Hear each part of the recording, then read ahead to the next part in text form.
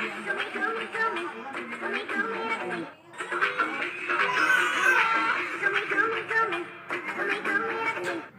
yang gak kaget setelah 12 hari menikah, dia baru sadar kalau ternyata pengantin wanitanya adalah laki-laki. Namanya Erik, ngakunya namanya Adinda. Banget deh. Jadi kejadiannya sebenarnya belum lama guys, di tahun 2024 lalu. Awalnya korban inisial AK ini itu berkenalan dengan sosok perempuan yang bernama Adinda Kanza di media sosial. Komunikasi lancar sampai akhirnya mereka bener-bener ketemu nih. Bisa dibilang AK ini jatuh cinta. Dibawa juga ke rumahnya untuk diperkenalkan sama orang tuanya. Akhirnya mereka melangsungkan pernikahan karena emang udah lumayan kenal dan deket, katanya kurang lebih 1 tahun. Selama berpacaran, Adinda ini selalu menggunakan pakaian muslimah yang sangat tertutup, di mana di bagian kepala dan bahkan pakai cadar, semua tertutup guys. Adinda mengaku kalau misalkan mamanya itu sudah meninggal dan papanya udah pergi kabur entah kemana. Dia juga nggak kenal dekat sama saudara-saudaranya, jadi tidak ada yang mewakilkan dia ketika nantinya mau menikah. 12 April 2024 akhirnya dilaksanakanlah pernikahan. Ini nikahnya nikah siri dan tanpa wali dari perempuan, dan akhirnya diwakilkan dengan tokoh agama setempat dengan mahar 5 gram emas. Akhirnya dia dinikahi. Setelah pernikahan berjalan, Aka ini ngerasa ada yang aneh sebenarnya, di mana setiap mau melakukan hubungan suami istri, Adinda ini selalu menolak dengan berbagai alasan, termasuk salah satunya adalah kecapean, dan bahkan dia menjaga jarak dengan warga sekitar dan juga bahkan keluarganya si Aka. Tapi Aka ini nggak gitu curiga karena emang tampilannya masih berdandan selayaknya perempuan. Sampai akhirnya keluarga korban lah yang akhirnya mencari tahu nih background dari si Adinda ini, dan ternyata ketemu bapak dari Adinda ini ternyata masih hidup guys, dan bapaknya mengaku kalau sejak dari lahir anaknya ini